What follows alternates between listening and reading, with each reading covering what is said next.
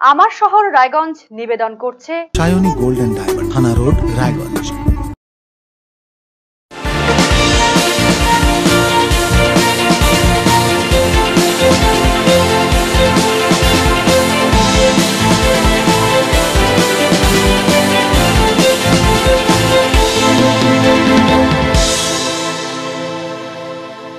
নমস্কার, দেখছেন RC TV সংবাদ। আমার শহর রায়গঞ্জ নিয়ে আপনাদের সঙ্গে আমি রিজু। প্রথমে যে খবর দিকে চোখ রাখবো, রেলের উন্নয়নে পিছিয়ে নেই রায়গঞ্জ। বুধবার রায়গঞ্জে সাংবাদিক বৈঠকে বসে এমনটাই দাবি করলেন বিজেপির রাজ্য সভাপতি তথা বালুরঘাটের সাংসদ সুকান্ত মজুমদার।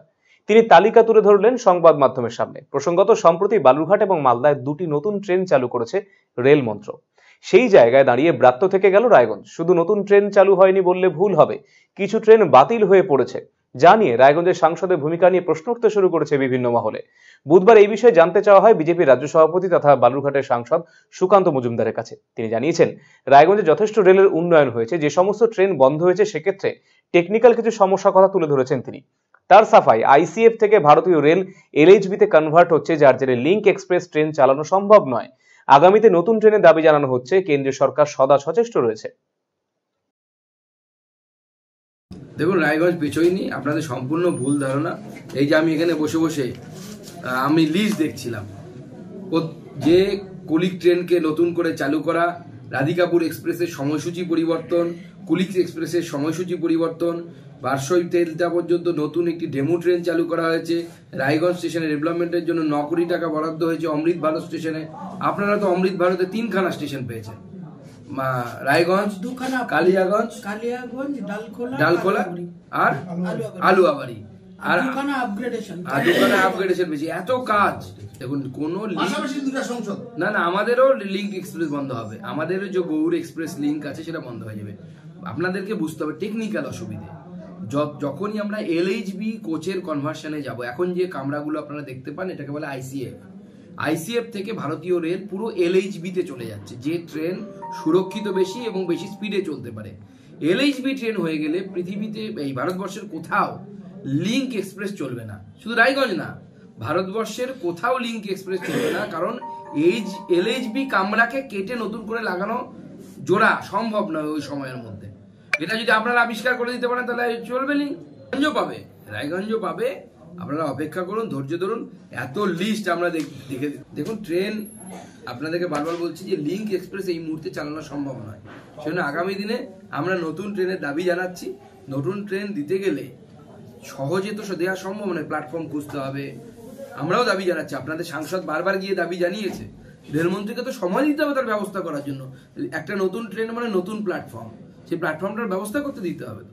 জেলা জুড়ে পাহাড় প্রমাণ, দুর্নীতি এবং সাধারণ মানুষের দাবি দেওয়াকে সামনে রেখে রায়গঞ্জে আন্দোলন নামল বিজেপি। বুধবার রায়গঞ্জে কর্ণজোরে অবস্থিত জেলা প্রশাসনিক ভবনে ডেপুটেশন কর্মসূচি গ্রহণ করা হয় দলের পক্ষ থেকে। কর্মসূচিতে উপস্থিত ছিলেন বিজেপি রাজ্য সভাপতি সুকান্ত মজুমদার, রায়গঞ্জের সাংসদ দেবশ্রী চৌধুরী, শঙ্কর ঘোষ, বাসুদেব সরকার সহ অন্যান্যরা। এদিন কর্ণজোড়া বাস স্ট্যান্ড থেকে শুরু হয় মিছিল, জেলা প্রশাসনিক ভবনের সামনে তা শেষ হয়। সেখানে চলে তুমুল বিক্ষোভ। কোনো অপ্রীতিকর ঘটনা এড়াতে বিক্ষোভ স্থলে মোতায়েন করা হয়েছিল বিশাল পুলিশ বাহিনী।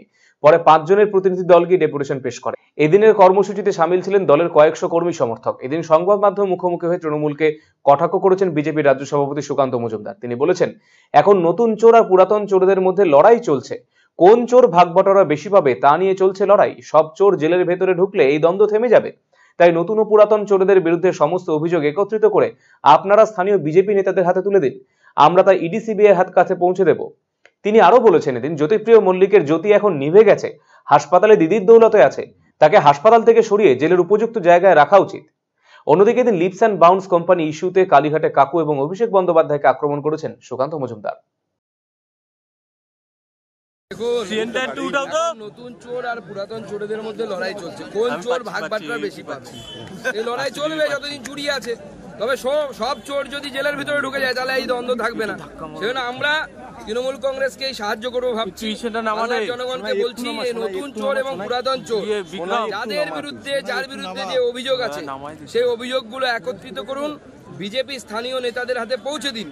কে কোথায় চুরি করেছে আমরা ইডি সিবিআই এদের কাছে পৌঁছে দেবো। সব চোরেরা ভেতরে থাকবে, পুরো বাংলা। দেখুন, জ্যোতিপ্রিয় মল্লিক, বুঝতে পারছেন ওনার জ্যোতিটা আস্তে আস্তে নেমে আসছে। জ্যোতি এখন নেই ওনার মোটামুটি। উনি হাসপাতালে কোনো রকমের দিদির দৌলতে বেঁচে আছেন। আমি তদন্তকারী সংস্থাকে বলবো তাড়াতাড়ি ওনাকে হাসপাতাল থেকে নিয়ে গিয়ে জেলে উপযুক্ত জায়গায় রাখা উচিত। লিপস অ্যান্ড মাউন্টসের প্রায় 9.5 কোটি টাকা বাজেয়াপ্ত করার জন্য ইডি আদালতে গেছে। তো এই টাকা বাজেয়াপ্ত বাজেয়াপ্ত মানে অ্যাটাচ করার জন্য। তো এক সময় তো এক নেতা ভাইপো বড় বড় মুখ করে বলেছিল যে আমার বিরুদ্ধে যদি তদন্তে একটিও চুরি প্রমাণিত হয় আমি ফাঁসি কাটে ঝুলে যাব। ফাঁসি তো কাট আমরা দেখতে পাচ্ছি না, চারিদিকে তাকাচ্ছি, ফাঁসি কাটটা কোথায়? লিপস অ্যান্ড মাউন্টস কার কোম্পানি? সবাই জানে। কাকু তো বিছানায় শুয়ে আছে, কাকু তো শিকন্ডি, পেছন থেকে তীরটা কে চালাচ্ছে? অভিষেক বন্দ্যোপাধ্যায়ের কোম্পানি, সবাই জানে লিপস অ্যান্ড মাউন্ট। তার মা বাবার নাম এখনো আছে সেখানে।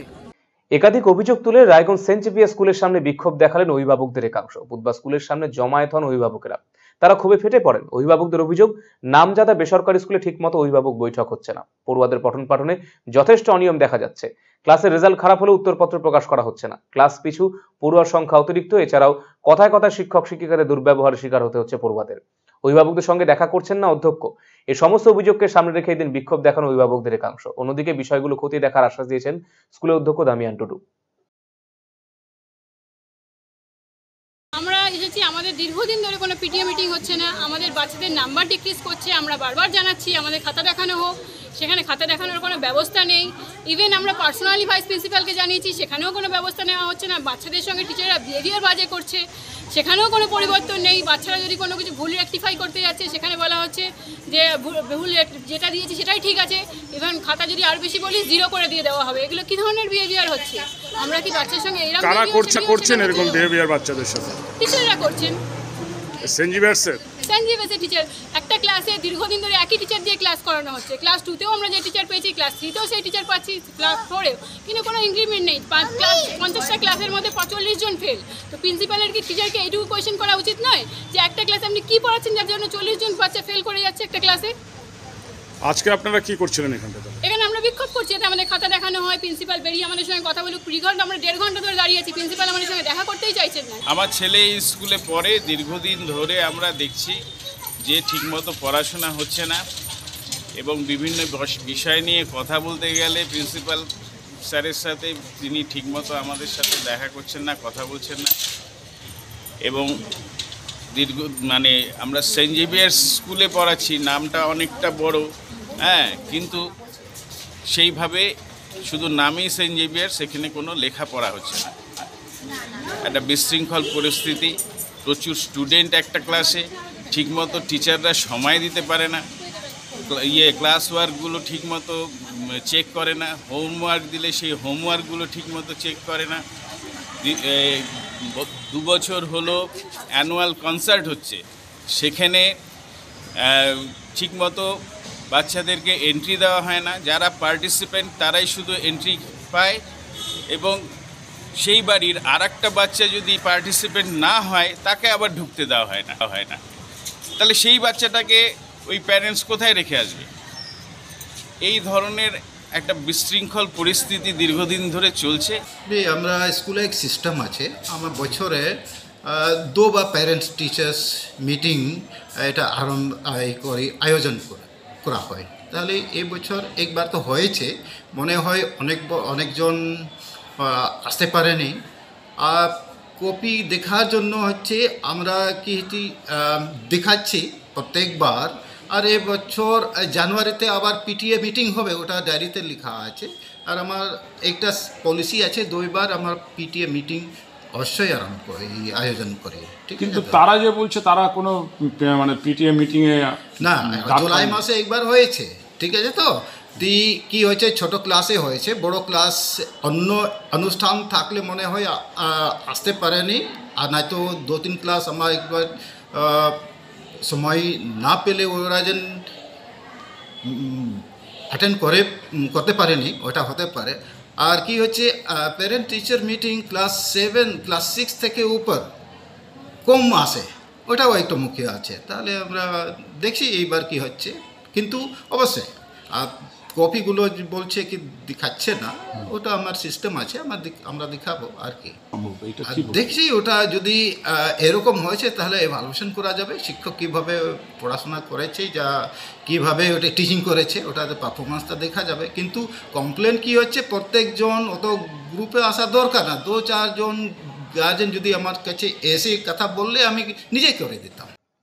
আন্তঃজেলা অনূর্ধ্ব 18 ক্রিকেট প্রতিযোগিতার আসর বসেছে রায়গঞ্জে। সিএবি পরিচালিত ক্রিকেট প্রতিযোগিতা 10 জানুয়ারি পর্যন্ত চলবে রায়গঞ্জ স্টেডিয়ামে। উত্তর দিনাজপুর জেলা ক্রীড়া সংস্থার সাধারণ সম্পাদক সুদীপ বিশ্বাস জানিয়েছেন, রাজ্যের মোট 6টি স্থানে ক্রিকেট প্রতিযোগিতা চলবে। রায়গঞ্জ স্টেডিয়ামে খেলবে দক্ষিণ 24 পরগনা জেলা দল, বাঁকুড়া জেলা দল এবং দক্ষিণ দিনাজপুর জেলা দল। দ্বিদিবসীয় এই ক্রিকেট প্রতিযোগিতায় বুধ এবং বৃহস্পতিবার রায়গঞ্জে পরস্পরের বিরুদ্ধে মাঠে খেলবে দক্ষিণ 24 পরগনা জেলা দল এবং বাঁকুড়া জেলা দল। 6-7 তারিখে খেলবে দক্ষিণ দিনাজপুর জেলা দল এবং বাঁকুড়া জেলা দল এবং 9 ও 10 জানুয়ারি পরস্পরের বিরুদ্ধে নামবে দক্ষিণ 24 পরগনা জেলা দল এবং দক্ষিণ দিনাজপুর জেলা দল। এই প্রতিযোগিতার ফাইনাল ম্যাচ অনুষ্ঠিত হবে কলকাতা ইডেন গার্ডেন্সে।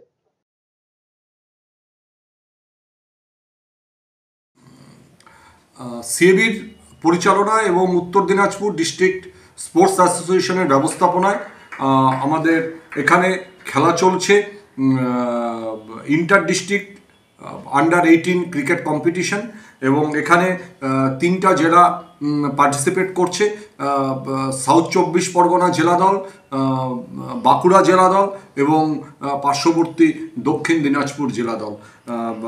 3 এবং 4 জানুয়ারি খেলা হচ্ছে আমাদের সাউথ 24 পরগনা জেলা দল ভার্সেস বাঁকুড়া জেলা দল। 5 তারিখ রেস্ট ডে, 5 তারিখ কোনো খেলা থাকছে না। 6 এবং 7 তারিখ খেলা হবে বাঁকুড়া জেলা দল ভার্সেস দক্ষিণ দিনাজপুর জেলা দল। আবার 8 তারিখ রেস্ট ডে থাকছে এবং 9 এবং 10ই জানুয়ারি চূড়ান্ত খেলায় অংশগ্রহণ করবে সাউথ 24 পরগনা জেলা দল ভার্সেস সাউথ দিনাজপুর জেলা দল। এই টুর্নামেন্টটা গোটা রাজ্যে সিএবি 6টা ভেন্যুতে করছে বিভিন্ন জেলাতে। তারপর এর চূড়ান্ত যেটা ম্যাচ, ফাইনাল ম্যাচ, সেটা অনুষ্ঠিত হবে ইডেন গার্ডেন্স কলকাতায়। আমার শহর রায়গঞ্জ এখনকার মতো এই পর্যন্ত। অন্যান্য সমস্ত খবরের জন্য চোখ রাখুন আরসিটিভি সংবাদে। নমস্কার।